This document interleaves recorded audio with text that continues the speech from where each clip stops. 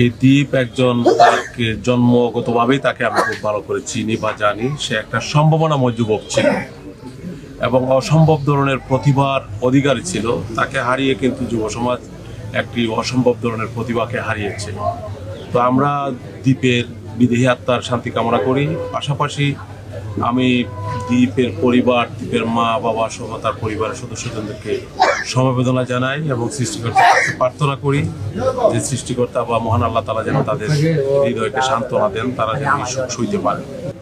আমার সেই বাসা নাই, আমি আমার তো পুত্র সুখে আমি আমার মাথায় কোনো হাজার সুখে মুখে ক্ষতি দেখি না। তারা সবাই তার রাস্তার জন্য শান্তি কামনা করবা, তার লোকে আশীর্বাদ দোয়া করবা, এটাই আপনার কাছে আমার বিনীত আমার।